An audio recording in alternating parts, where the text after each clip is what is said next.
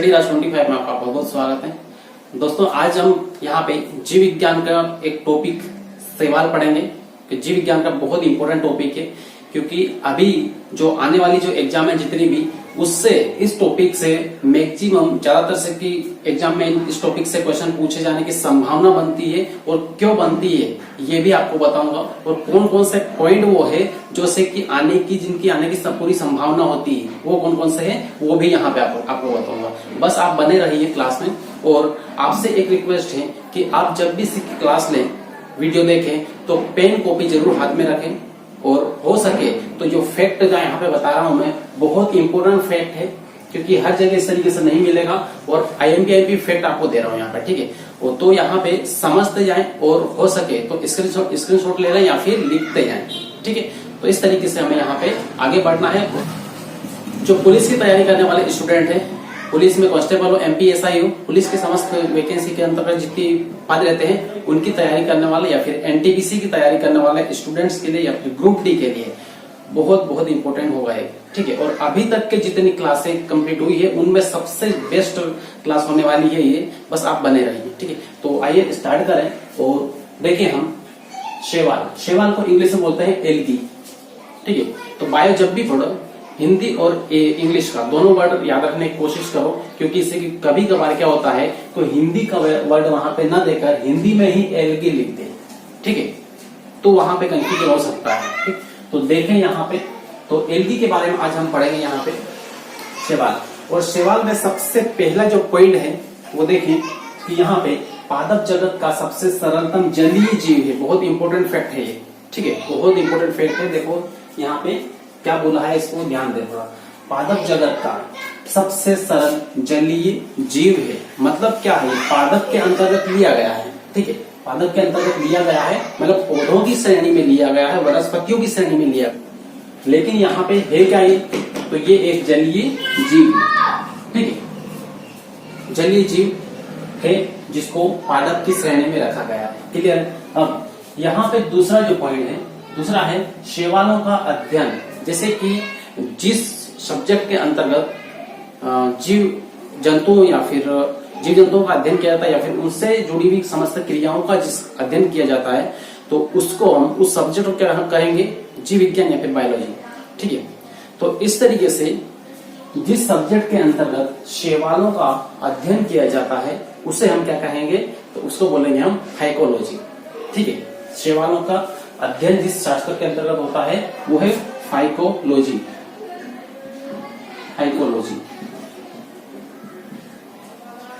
ठीक है। तो ये है। अब इसके बाद में फिर हम बात करेंगे यहाँ पे वर्णक, ठीक है। तो वर्णक कौन कौन से हैं, कितने प्रकार के हो सकते हैं इसमें, और वर्णक का मतलब क्या होता है। वर्णक मतलब एक प्रकार से उसका कलर, ठीक है। मान लो से कि पौधे होते हैं, ठीक, वनस्पतियां होती है, क्या होता है वर्णक मतलब से कि जैसे पौधे की पत्तियां जो होती है कैसे दिखाई देती है, नॉर्मली हरी दिखाई देती है, ठीक है। और जब सूख जाती है तो फिर कैसी होती है, थोड़ी सी की भूरे भूरे टाइप की होने लगती है और पीली पड़ जाती है, ठीक है। तो इस तरीके से मतलब वहां पत्तियों का जो कलर है वो कलर ही क्या है, उसका वर्णक है, ठीक है। कलर को ही क्या बोलेंगे, वर्णक। मतलब वर्णक वहां पे, जैसे कि पौधों में वर्णक के रूप में क्या होता है, क्लोरोफिल होता है, ठीक है। पौधों में वर्णक के रूप में क्या होता है, तो क्लोरोफिल होता है। यहाँ पे देखिए क्लोरोफिल, ठीक है, तो ये होता है। तो क्लोरोफिल ये वर्णक के रूप में पाया जाता है, किसमें, पौधों में, ठीक है। तो पेड़ पौधों में ये होता है। अब यहाँ पे सबसे इंपॉर्टेंट बात और देखने वाली बात तो ये है कि यहाँ पे जो क्लोरोफिल है शैवाल में, क्लोरोफिल 3 प्रकार का है, ठीक है। क्लोरोफिल 3 प्रकार का है, केवल हरा नहीं है। पौधों में हरा वर्णक पाया जाता है, पत्तियों में, लेकिन यहाँ पे केवल हरा नहीं है, यहाँ पे 3 प्रकार का वर्णक पाया जाता है, ठीक है। तो पाया जाएगा यहाँ पे। और इसमें 3 प्रकार का कौन कौन सा वर्णक है, तो हरा है, ठीक है, हरे कलर का भी है हरा, फिर लाल है और फिर भूरा है, ठीक है। तो हरा, लाल और भूरा ये 3 प्रकार के वर्णक यहाँ पे मिलेंगे अपने को। और इनके जो नाम है, इनके नाम क्या है ये देखिए। तो यहाँ पे हरे वर्णक का नाम दिया है क्लोरोफाइसी, ठीक है, क्लोरोफाइसी। और लाल वर्णक का नाम दिया है रेडोफाइसी, लाल मतलब रेड कलर, ठीक है, रेडोफाइसी। उसके बाद में भूरा वर्णक यहाँ पे दिया है फियोफाइसी, ठीक है। तो इस तरीके से यहाँ पे भूरा वर्णक इसको क्या बोलेंगे, पीओ5सी। तो इस तरीके से इनको भी याद रखने की कोशिश करना, ठीक है। तो ये है वर्णन। उसके बाद में फिर हम बात करेंगे यहाँ पे स्थान। स्थान का मतलब ये जो शैवाल है, शैवाल किन किन स्थानों पर उपलब्ध होता है या फिर मिलता है या फिर पाया जाता है, ठीक है। तो सीधे सीधे हम बात करेंगे यहाँ पे, जैसे कोई भी जीव जंतु या कोई भी वनस्पति हो, उसका एक पर्टिकुलर एरिया होता है, ठीक है। जैसे कि मानव है, तो मानव एक मतलब एक प्रकार से सामाजिक प्राणी, सामाजिक जीव है, ठीक है, ये ले सकते हैं। तो मनुष्य क्या है, समाज में रहता है। उसी प्रकार से जो अन्य से की जानवर है, जैसे टाइगर है, बाकी सब चीता वगैरह है, भेड़िया वगैरह। हाँ, तो यहाँ पे हमसे बात कर रहे थे स्थान का, और स्थान हर किसी से पर्टिकुलर किसी जीव का अलग अलग होता है, ठीक है। तो इसी टाइप से यहाँ पे शैवाल का भी स्थान क्या होगा, शैवाल का स्थान वहां पर होगा जहां पर पानी होता है, ठीक है। हो सकता है वो नदी हो, तो नदी के साइड में आपको शैवाल मिलेगा, या फिर तालाब के साइड आसपास मिलेगा, या फिर समुद्र में कोई सा भी जल हो, ठीक है। उसके बाद में नॉर्मल जल जहां पर भरा हो उसमें भी, और समुद्र का जल हो वहां पर भी, समुद्र के आसपास काफी मात्रा में यहाँ पे मिलेगा, ठीक है। अब उसके बाद में फिर हम बात करेंगे कि ये चट्टानों, जो नम चट्टाने होती है वहां पर भी मिलेगा, यहाँ तक कि बर्फ के बर्फीली क्षेत्र में भी मिलेगा, ठीक है, जहां पर बर्फ बहुत सारी जमी हुई होती है, तो वहां पर भी आपको मिलेगा क्या, शैवाल, ठीक है। उसके बाद सबसे इंपोर्टेंट और सबसे बड़ी बात तो ये है कि जो शैवाल है, यहाँ तक कि जीव जंतुओं के इंस्टेंट टाइम में, मतलब से कि आंत में भी पाया जाता है, ठीक है। ये बहुत खास बात है, क्योंकि जीव जंतुओं के बॉडी में, ऐसे बॉडी के अंदर मतलब आंतों में भी पाया जाता है शैवाल, ठीक। तो ध्यान रखें इसका। अब देखो यहाँ पे लिख दे रहा हूं मैं, स्थान इसके क्या है, तो जल है, ठीक है, जल। अब जल समुद्री जल हो सकता, तालाब है, ये सब कुछ है, ठीक है। जल में क्या क्या है, तालाब, उसके बाद समुद्र, नदी, झील और चट्टाने, नम चट्टाने, ठीक है। यहाँ पे नम चट्टाने, नम का मतलब नमी युक्त चट्टाने, ठीक है। तो इस तरीके से यहाँ पे ये याद रखना है। उसके बाद अब यहाँ पे 2016-17 के उसमें लगभग से की एग्जाम हुई थी इसकी पुलिस की, ठीक है। तो उसमें एक क्वेश्चन पूछा गया था, उसमें से कि ये क्रिप्टोफाइटस है, ये लिखा हुआ ऑप्शन 4 दे दिए थे। तो उसमें इसके बारे में पूछा गया था, तो बर्फी शैवाल किसको बोलेंगे, या बर्फी शैवाल कौन सा है जिसका नाम क्या है, ठीक है। बर्फी शैवाल का नाम है, तो बर्फी शैवाल मतलब बर्फ के ऊपर पाए जाने वाले शैवाल कौन सा है, उसका नाम क्या है, क्रिप्टोफाइटस, ठीक है। क्रिप्टोफाइटस ऐसा शैवाल है जो बर्फीली क्षेत्र में होता है या फिर मिलता है, ठीक है। तो ये है क्रिप्टोफाइटस। उसके बाद में लिथोफाइटस की बात करेंगे, लिथोफाइटस, ठीक है। तो लिथोफाइटस कहाँ पे होता है, तो अभी मैंने बताया यहाँ पे नम चट्टानों पे, जो चट्टाने अधिकतर गीली होती है या फिर नमी युक्त होती है, तो वहां पर आपको मिलेगा क्या, यहाँ पे लिथोफाइटस, यहाँ पे चट्टानी शैवाल जिसको बोलेंगे, ठीक है। तो इस तरीके से यहाँ पे इतना आपको क्लियर हुआ, ठीक। उसके बाद आगे बढ़ते हैं और इसके लक्षण देखते हैं, ठीक है, क्या क्या लक्षण है इनके, तो देखें।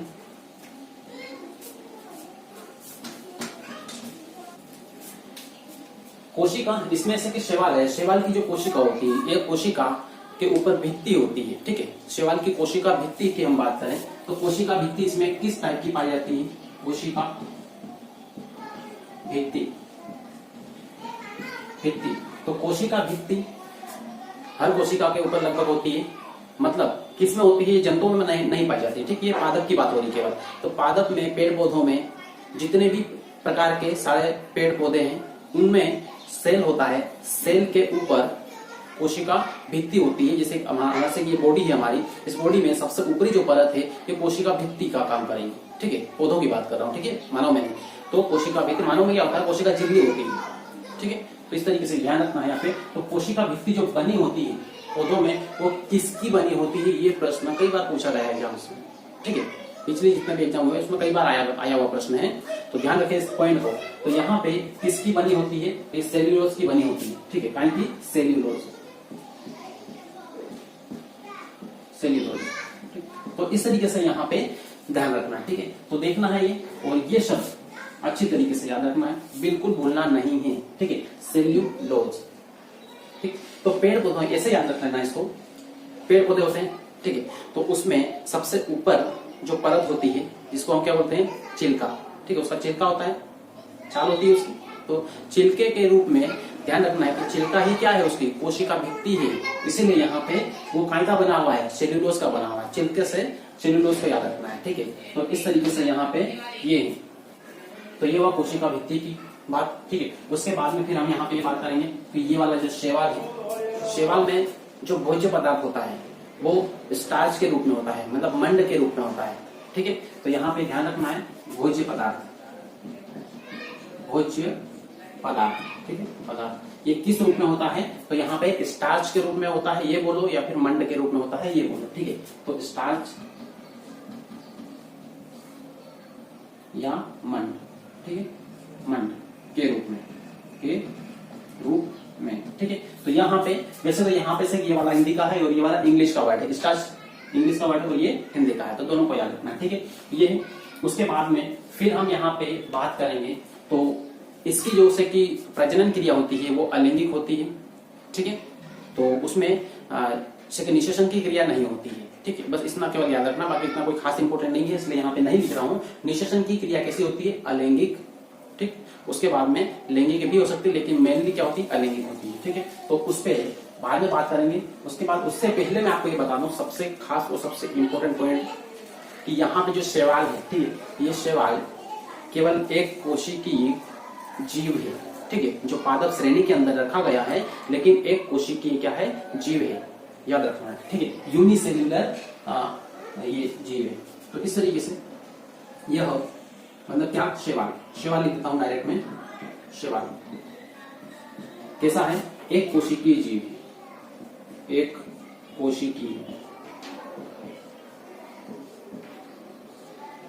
जीव, ठीक है।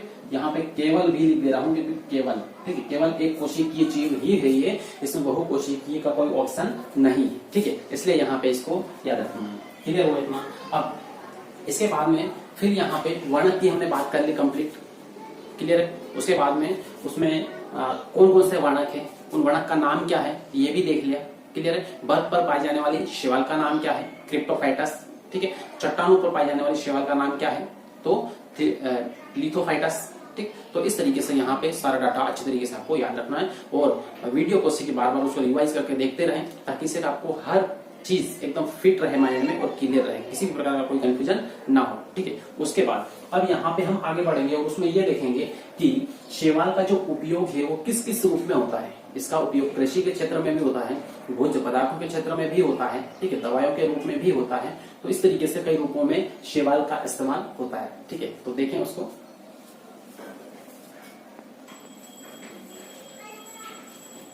अब यहाँ पे शैवाल का उपयोग देखेंगे और शैवाल के उपयोग में भोजन के रूप में इस्तेमाल होने वाले जितने भी शैवाल है उनको देखेंगे, जो मतलब भोजन के रूप में इस्तेमाल होने वाले और बार बार पूछे जाने वाले शैवाल, उनका डिटेल में हम देखेंगे, ठीक है। क्योंकि इसे कि ऐसे तो बहुत सारे हैं, लेकिन जो आईएमपी जो शैवाल है वो देखेंगे, ठीक। तो अब देखें यहाँ पे भोजन के रूप में इस्तेमाल होने वाले शैवाल, ठीक है, भोजन के रूप में इस्तेमाल होने वाले शैवाल कौन कौन से हैं, क्लियर। तो सबसे पहला है पोरफायरा, ठीक है। सबसे पहला जो शैवाल है उसका नाम है पोरफायरा, ठीक है। पोरफायरा शैवाल, ये सारे जितने भी बता रहा हूँ ये क्या है, ये शैवाल का नाम है, ठीक है। जितने ये सब क्या है, शैवाल है, उनके नाम है शैवालों के, ये भी क्या है, शैवालों के नाम है। तो ये भोजन के रूप में इस्तेमाल होने वाले से शैवाल है पोरफायरा। और पोरफायरा कहाँ पर, किस कंट्री में इस्तेमाल किया जाता है, ठीक है। तो ये है जापान का, जापान में पोरफायरा नामक शैवाल को भोजन के रूप में ग्रहण करते हैं, ठीक है। तो यहाँ पे आगे लिख लें जापान, ठीक है, जापान ये, ठीक है। किस रूप में, तो यहाँ पे लिखा है भोजन के रूप में, ठीक है। उसके बाद में फिर आता है अल्वा, ठीक। तो ये कोई वो से कि नाम मत समझ लेना, अल्वा एडिसन का, ठीक है, थॉमस अल्वा एडिसन का वो नाम नहीं है। तो ये है अल्वा, अल्वा क्या है, शैवाल है। तो शैवाल है, इसका इस्तेमाल कौन करता है, तो इसका इस्तेमाल भी जापान में होता है, ठीक है। इसका भी कहाँ पर होता है, जापान में। ये तो अब देखो यहाँ पे जापान में पोरफायरा का तो इस्तेमाल होता ही है भोजन के रूप में, तो फिर अल्वा का भी कैसे होता है, तो अल्वा का भोजन जब से बना लेते हैं तो बाद में जब खाने बैठते हैं तो उस टाइम सलाद की आवश्यकता होती है, ठीक है। तो सलाद के रूप में अब से कि जापानी लोगों ने क्या कहा, क्या से विचार किया, अब खाने का तो मिल गया भोजन के रूप में पोरफायरा मिला, लेकिन अब सलाद की भी जरूरत है, ठीक है। तो सलाद के रूप में फिर अल्वा का इस्तेमाल करना उन्होंने चालू कर लिया। तो अल्वा भी क्या है, एक शैवाल है, क्लियर है। ये तो ये दोनों ही जापान के हैं, ठीक, जापान में इस्तेमाल होने वाले खाए जाने वाले शैवाल है, ठीक। उसके बाद में बात करेंगे हम नोस्टॉक, ठीक है, नोस्टॉक। तो नोस्टॉक क्या है कि नोस्टॉक ये भी भोजन के रूप में इस्तेमाल होने वाला क्या है, शैवाल है, ठीक है। शैवाल का दो तरीके से इस्तेमाल होता है, नोस्टॉक भोजन के रूप में भी और कृषि के क्षेत्र में भी होता है, ठीक है। तो नॉस्टॉक का उपयोग कौन करता है, किस कंट्री में इसको इस्तेमाल करते हैं खाने में, ठीक है। तो यहां पर ये है चाइना या चीन, ठीक है। तो चीन में नॉस्टॉक का भोजन के रूप में इस्तेमाल होता है, ठीक है, भोजन के रूप में। अब यहाँ पे देखेंगे क्या ये जैसे चाइना तो से किसी भी वस्तु को से खाने से वो मना तो करेगा नहीं, क्योंकि हर वस्तु कोई ऐसी वस्तु नहीं है, कोई ऐसा जीव नहीं है जिसको चाइना के लोग नहीं खाते हो, ठीक है। तो कुछ भी मिले उनको से वो बना बना के उसको खा लेते हैं। अब कुछ भी मतलब आप समझ सकते हो, तो मतलब जितने भी समस्त प्रकार के जीव, और इसीलिए वहां पे से बहुत सारे सब अलग अलग जीव वगैरह सब खाते रहते हैं। तो इसीलिए सारी जो बीमारियां हैं, जैसे कोरोना वायरस है, इस तरीके से जो वायरस वगैरह है कुछ तो सबसे पहले वहीं से उत्पन्न होते हैं, क्योंकि अनसन जीवों को खाते हैं वो, ठीक है। तो ये सबसे बड़ी उनकी एक प्रकार से गलती है, मान सकते हैं, ठीक है, क्योंकि इतना सब कुछ ज्यादा नहीं होना चाहिए। अब तो ये चाइना में भोजन के रूप में इस्तेमाल होने वाला शैवाल है। और अब बात करते हैं अम्लीकस की, ठीक है, अम्लीकस। तो अम्लीकस ये शैवाल का नाम है, क्लियर है। तो ये भी भोजन के रूप में इस्तेमाल होने वाला शैवाल है। तो भोजन के रूप में इस्तेमाल होने वाला शैवाल है, लेकिन इसका पर्टिकुलर एरिया कौन सा है, ठीक है। तो इसका एरिया देखेंगे यहाँ पे, तो इसका एरिया का नाम है बारे में। और अम्लीकस जैसा कभी मैंने बताया भारतीय उपमहाद्वीप, ठीक है, भारतीय उपमहाद्वीप की बात हो रही, भारतीय उपमहाद्वीप में इस्तेमाल होने वाला शैवाल है, और ये भोजन के रूप में इस्तेमाल होता है, ठीक है। तो देखें यहाँ पे क्या है, भारतीय उपमहाद्वीप, भारतीय उपमहाद्वीप, ठीक है। तो इस तरीके से यहाँ पे इसको ध्यान रखना है, ठीक है। तो ये भोजन के रूप में इस्तेमाल होने वाले शैवाल आपको यहाँ पे मैंने कंप्लीटली यहाँ पे बता दिए। और भी से इसमें कुछ है, लेकिन वो कहीं खास नहीं है, ठीक है, इसलिए यहाँ पे इसको नहीं दिया गया है। एक और है पलमेटा नामक शैवाल है, ठीक है, वो जो स्कॉटलैंड में इस्तेमाल होता है, क्या नाम है, पलमेटा, ठीक है। तो पलमेटा नामक शैवाल लिख देता हूँ यहाँ पे, पलमेटा, पलमेटा, ठीक है। इसको ऐसे भी लिखते हैं पलमेटा, इस रूप में भी कई बार लिखा हुआ मिलता है, इस रूप में भी मिलता है। तो ये कहाँ का है, स्कॉटलैंड, स्कॉटलैंड, ठीक है। तो इस तरीके से यहाँ पे स्कॉटलैंड में खाया जाता है, खाने में इस्तेमाल करते हैं इसका, ठीक है। अब बात करते हैं कृषि क्षेत्र में। तो कृषि के क्षेत्र में नॉस्टॉक और एनाबीना और ब्लू ग्रीन एल्गी, जिसके बारे में मैंने बहुत डिटेल से आपको पढ़ा है, एक क्लास पूरी कंप्लीट इसी पे दी है, ठीक है। नहीं देखा तो आप वहां पे स्टडी क्लास 25 चैनल पे जाके देखें और इसको डिटेल में अध्ययन करें, क्योंकि इससे जुड़े हुए मतलब इस टॉपिक से क्वेश्चन कई बार एग्जाम में पूछे गए हैं, ठीक है। इसका एक पर्टिकुलर टॉपिक बन जाता है नील हरित शैवाल का, ठीक है, जिसको इंग्लिश में बोलते हैं ब्लू ग्रीन एल्गी, ठीक। तो इसको देखें यहाँ पे, और वीडियो को भी आपसे देख लेना, अभी पहले यहाँ पे देख लें, ठीक है। तो कृषि के क्षेत्र में इस्तेमाल होने वाला सबसे पहला जो शैवाल है ये है नॉस्टॉक। और नॉस्टॉक करता क्या है, सबसे पहले ये कृषि में कैसे इस्तेमाल होता है ये आपको बता देता हूँ, ठीक है। तो कृषि में नाइट्रोजन के स्थिरीकरण का कार्य करता है, ठीक है। नाइट्रोजन के स्थिरीकरण का कार्य कौन करता है, तो यहाँ पे ये नॉस्टॉक, ठीक है। तो नाइट्रोजन स्थिरीकरण,